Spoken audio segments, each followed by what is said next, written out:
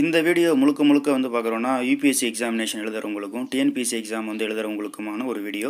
இதில் வந்து ஆதித்யா மிஷனை பற்றின டீட்டெயில்ஸ் வந்து நான் சொல்லியிருக்கேன். ஸோ மற்றவங்க விருப்பப்படாதவங்க தேவைப்படாதவங்க வந்து இந்த வீடியோவை ஸ்கிப் பண்ணிவிடுங்க. ஒருவேளை நீங்கள் வந்து ஸ்டூடெண்ட்டாக இருக்கீங்க, ஆதித்யா மிஷன் வந்து தெரிஞ்சுக்கணும்னு சொல்லி நினைக்கிறீங்க அப்படின்னா இந்த வீடியோவை கண்டினியூஸாக பாருங்கள். இந்த பிரபஞ்சமே சூரியன்களால் தான் நிரம்பப்பட்டிருக்கு. இந்த சூரியன்கள் எல்லாமே வந்து பல கோடி ஒளியாண்டு தூரத்தில் இருக்குது. ஒளியாண்டு அப்படின்னா என்னென்னா, ஒரு செகண்டுக்கு வந்து லைட்டுன்றது, அதாவது ஒளி அப்படின்றது ஒரு 3 லட்சம் கிலோமீட்டர் போகும்.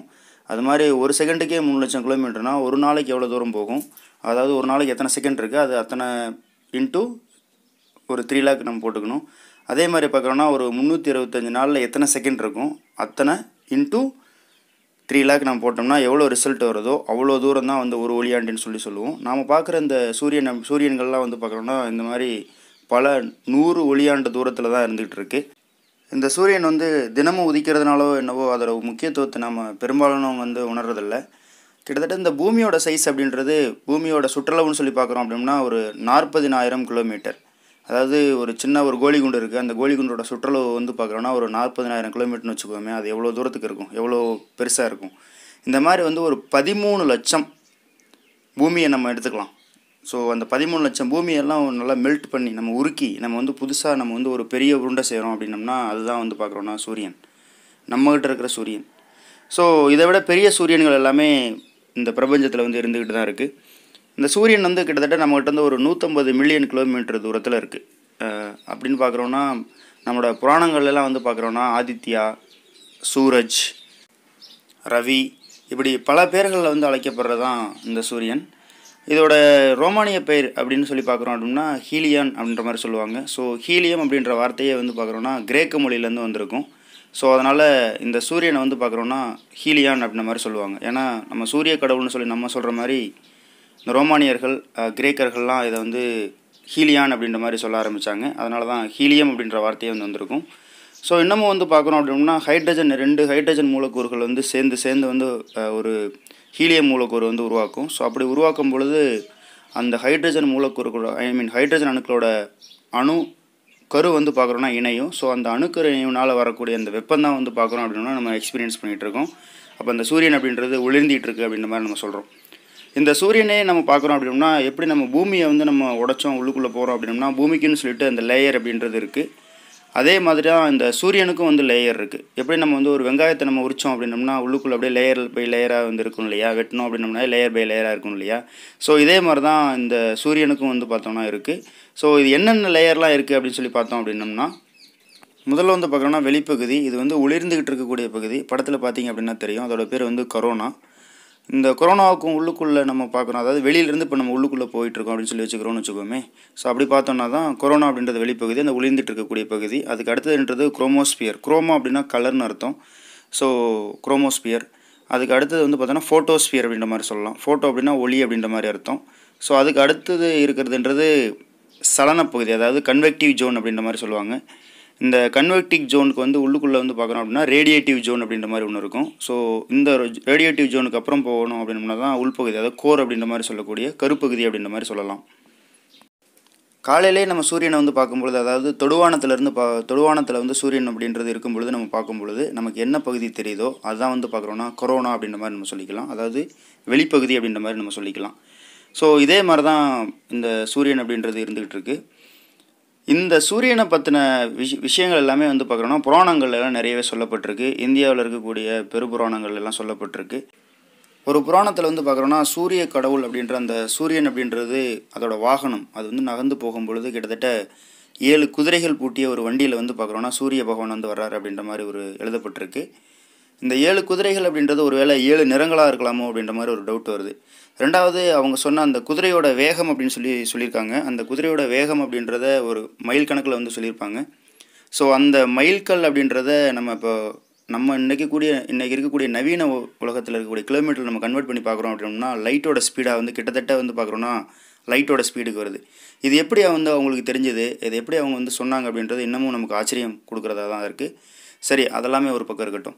இப்போது இந்த சூரியனோட வெளிப்பகுதியை வந்து ஆராய்ச்சி பண்ணுறதுக்காக நவீன உலகத்தில் இப்போ ISRO அப்படின்றவங்க ஆதித்யா மிஷன் அப்படின்ற மாதிரி ஒன்று லான்ச் பண்ண போகிறாங்க. அந்த மிஷன் பற்றி தான் இப்போது இந்த வீடியோவில் நம்ம டீட்டெயிலாக பார்க்க போகிறோம். எப்படி நம்ம பூமியை வந்து சேட்டலைட் அப்படின்றது சுற்றுதோ அதே மாதிரி இந்த சூரியனை அப்சர்வ் பண்ணுறதுக்குன்னு சொல்லிட்டு ஒரு சேட்டலைட்டை நம்ம விட போகிறோம். அந்த சேட்டலைட்டோட பேர் தான் வந்து ஆதித்யா அப்படின்றது. இந்த ஆதித்யா எதெல்லாம் நம்ம அப்சர்வ் பண்ணுது அப்படின்ற மாதிரி பார்த்துடலாம். ஸோ ஃபஸ்ட்டு வந்து விசிபிள் எமிஷன் லைன் கொரோனோகிராஃப் அப்படின்னா என்ன அப்படின்னா, வெளிப்பகுதி அந்த சூரியனோட வெளிப்பகுதியிலேருந்து பார்க்குறோன்னா பிளாஸ்மா பார்ட்டிகளும் காந்த புலமும் வந்து பார்த்தோம்னா பெரிய அளவில் வந்து பார்க்குறோன்னா சூரியன் அப்படின்றது உமிழும், வெளிப்பகுதியில் வந்து உமிழும். அது அப்படியே பூமியை நோக்கி அதாவது 360 டிகிரியும் வந்து பார்க்குறோன்னா அந்த சூரியனை சுற்றி 360 டிகிரியும் ட்ராவல் பண்ணும். ஸோ அது கிட்டத்தட்ட ஒரு மணிக்கு ஒரு செகண்டுக்கு வந்து பார்க்குறோம் அப்படின்னா 250 கிலோமீட்டர்லேருந்து ஒரு 3000 கிலோமீட்டர் ஸ்பீடில் வந்து பார்க்குறோன்னா அது வரும்.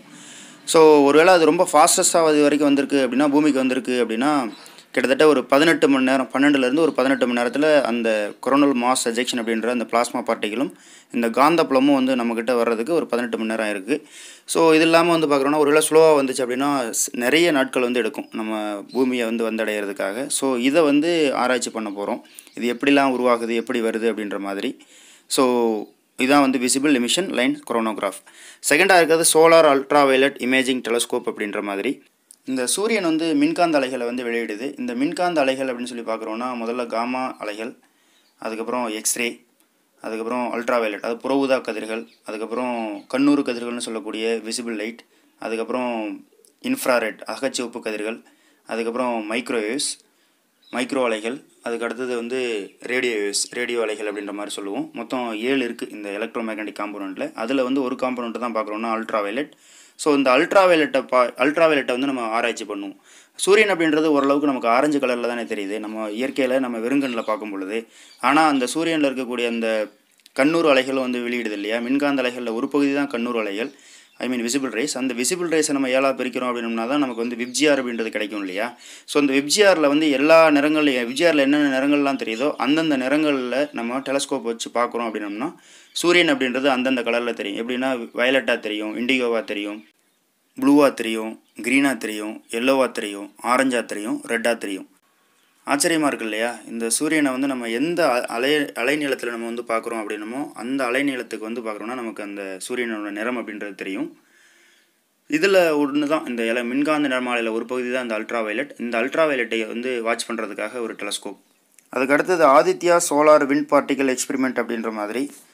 இதை நம்ம புரிஞ்சுக்கணும் அப்படின்னம்னா லைட்டுன்றதை கொஞ்சம் புரிஞ்சுக்கணும். ஸோ லைட்டுக்கு வந்து 2 ப்ராப்பர்ட்டி இருக்குது இல்லையா, அதாவது துகள் பண்பு அப்படின்ற மாதிரியும் இருக்குது, அலைப்பண்பு அப்படின்ற மாதிரியும் இருக்குது. இப்போ நம்ம வந்து ஒரு பல்பை நம்ம பார்க்குறோம் அப்படின்னம்னா அந்த ஒளி தெரியுது இல்லையா. ஸோ இப்போ நம்ம எந்த ஒரு ஆப்ஜெக்டை பார்த்தாலும் அதிலிருந்து தூசாக வந்து நமக்கு வந்து ஒளி அப்படின்றது கண்ணை வந்தடையுது அப்படின்னு சொல்லிட்டு ஒரு பண்பு இருக்குது. அதே மாதிரி அலைகளாக வந்து வந்தடையுது அப்படின்ற மாதிரி ஒரு பண்பு இருக்குது. ஸோ இது வந்து இந்த ஒளிக்கு மட்டுமே இந்த டியூவலிசம் அப்படின்றது கிடையாது, அதாவது துகள் பண்பும் அலைப்பண்பும் இருக்குன்னு சொல்லி கிடையாது. எலக்ட்ரோ மேக்னெட்டிக் ஸ்பெக்ட்ரத்தில் நம்ம எதை பார்த்தாலுமே, அதாவது மைக்ரோவேவ்ஸாக இருக்கட்டும், காமா ரேஸாக இருக்கட்டும், எதுவாக இருந்தாலும் வந்து பார்க்குறோன்னா ரெட்டை பண்பு அப்படின்றது இருக்குது. அந்த ரெட்டை பண்புனா ஒன்று வந்து துகள் பண்பு, இன்னொன்று அலைப்பண்பு. ஸோ இப்போ நம்ம மறுபடியும் ஆதித்யா சோலார் விண்ட் பார்ட்டிகல் எக்ஸ்பெரிமெண்ட்டுக்கு நம்ம வருவோம். ஸோ இந்த சூரியன்லேருந்து வெளிப்படுற இந்த துகள்கள் எல்லாமே அது எப்படிலாம் கேரக்டர் வந்து மாறுது, என்னென்ன கேரக்டர் வந்து இருக்குது அப்படின்றத ஆராய்ச்சி பண்ணுறதுக்காக தான் இந்த Aditya solar wind particle experiment அப்படின்றது. அதுக்கு அடுத்தது plasma analyser package for Aditya அப்படின்னு சொல்லிட்டு ஒன்று இருக்குது. ஸோ இந்த பிளாஸ்மா அனலைசர், பிளாஸ்மா அப்படின்றது 4th ஸ்டேட் ஆஃப் மேட்டர் அப்படின்ற மாதிரி சொல்லுவோம். பொருள்களை வந்து ஜென்ரலாக வந்து பார்க்குறோன்னா 3 நிலைகள் இருக்கும். All matter made up of atoms and matter occurs in 3 state அப்படின்ற மாதிரி. பொருள்கள் எல்லாமே வந்து அணுக்களானது. இந்த அணுக்கள் எல்லாமே திரவ வாயு நிலையில் இருக்கும் அப்படின்ற மாதிரி நம்ம படிச்சிருப்போம். இந்த வாயு நிலைக்கு அடுத்த நிலை தான் வந்து பார்க்குறோன்னா பிளாஸ்மா நிலை.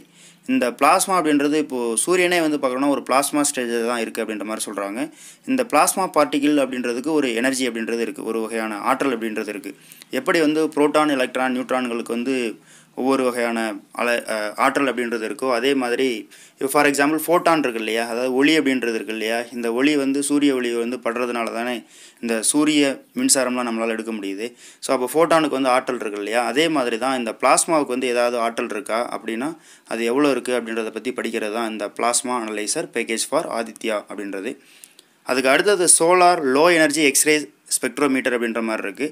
ஸோ ஏற்கனவே சொன்ன மாதிரி எலக்ட்ரோ மேக்னெட்டிக் ஸ்பெக்ட்ரத்தில் வந்துட்டு இருக்கிறது ஒரு பகுதி வந்து எக்ஸ்ரே. ஸோ அந்த எக்ஸ்ரே அப்படின்றது எப்படி வந்து அந்த இடத்துல அந்த எக்ஸ்ரே கதிர்கள் எப்படி வந்து உருவாகுது, ஸோ அது எவ்வளோ தூரம் இருக்குது அப்படின்றத பற்றி ஆராய்ச்சி பண்ணுறது தான் இந்த சோலக்ஸ் அப்படின்றது. அதுக்கு அடுத்தது அப்படின்னு பார்க்குறோன்னா high energy L1 orbiting X ray spectrometer அப்படின்ற மாதிரி. இந்த பேலோடு அப்படின்றது எதுக்குன்னா, நார்மலாக பேலோடு அப்படின்னா என்னென்ன இன்ஸ்ட்ருமெண்ட்லாம் வச்சுருக்காங்க அப்படின்றது தான் பேலோடுன்னு சொல்லுவாங்க. ஸோ இந்த பேலோடு வந்து எதுக்கு அப்படின்னா, நம்ம ஏற்கனவே சொன்னோம் இல்லையா கொரோனா, அந்த கொரோனா பகுதியிலேருந்து தான் இந்த எனர்ஜி பார்ட்டிகள் எல்லாமே வந்து வெளியில் வந்து இந்த ஸ்பேஸில் வந்து உந்தி தள்ளப்படுது.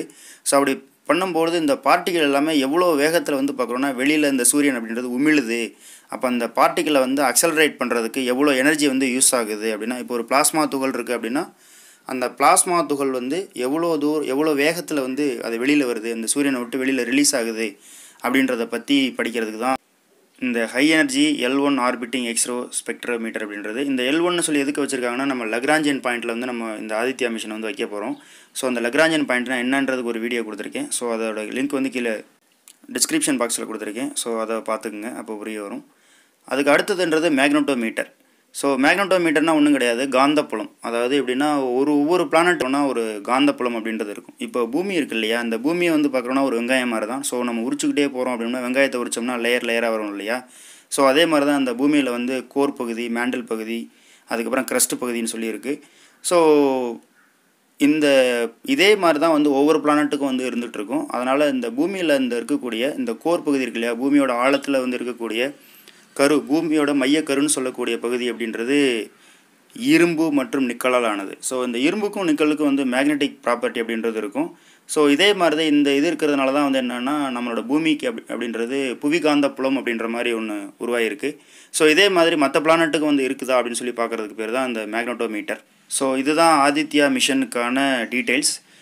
இதில் வந்து இந்த ஆதித்யா மிஷன் வந்து L1 வைக்க போகிறோம். நான் ஏற்கனவே சொன்ன மாதிரி லக்ராஞ்சியன் பாயிண்டில் வைக்க போகிறோம். இந்த லக்ராஞ்சியன் பாயிண்ட் அப்படின்னா என்னென்னா, ரஃபாக வந்து நம்ம புரிஞ்சுக்கலாம். அதாவது ஒரு பூங்கா இருக்குது, அந்த பூங்காவோட சுற்றிலும் வந்து பூங்காவை சுற்றி வந்து ஒரு நடைபாதை அப்படின்றது இருக்குது. இந்த நடைபாதையில் நீங்களும் உங்கள் நண்பரும் வந்து பார்க்குறீங்க அப்படின்னா, ஒரு 10 மீட்டர் இடைவெளியில் பேரலாக அப்படியே பேசிக்கிட்டே நீங்கள் வந்து அந்த நடைபாதையில் வந்து அப்படியே அந்த பூங்காவை வந்து சுற்றி வரீங்கன்னு வச்சுக்கோமே. ஸோ அப்போ அந்த பூங்காவோட மையப்பகுதி அப்படின்றது தான் சூரியன். உங்களோட நண்பர் தான் வந்து பார்த்தீங்கன்னா L1 பாயிண்ட், நீங்கள் தான் வந்து பார்க்குறீங்கன்னா எர்த் அப்படின்ற மாதிரி வச்சுக்கலாம். ஸோ அப்போ நீங்கள் நகர வந்து அவங்களும் உங்களுக்கு பேரலாக வந்து நகர்ந்துட்டு வர்றாங்க இல்லையா, பேசிகிட்டே வந்து வர்றாங்க இல்லையா. ஸோ இதுதான் வந்து பார்க்குறோன்னா, அந்த நண்பர் தான் வந்து பார்த்தோன்னா L1 வந்து இருக்கார். ஸோ இதே மாதிரி தான் இந்த L1 வைக்கக்கூடிய அந்த ஆப்ஜெக்ட் எதுவுமே வந்து தனிப்பட்ட முறையில் சூரியனை சுற்றாது. அதே மாதிரி பூங்காவை வந்து பார்க்குறீங்கன்னா சுற்றாதுன்னு வச்சுக்கலாம். நீங்களும் தனியாக சுற்ற மாட்டீங்க, 2 பேரும் பேரலாக தான் வந்து போவீங்க அப்படின்றது தான் விஷயம். ஸோ இதான் வந்து பார்க்குறோன்னா இந்த Lagrangian point and Aditya mission details. இந்த காணொலி அப்படின்றது பயன்பாடாக இருக்குன்னு சொல்லி நான் நினைக்கிறேன். இதை பற்றின கமெண்ட்ஸ் ஏதாவது இருந்துச்சுன்னா கமெண்ட் பாக்ஸில் இடுங்க. நன்றி.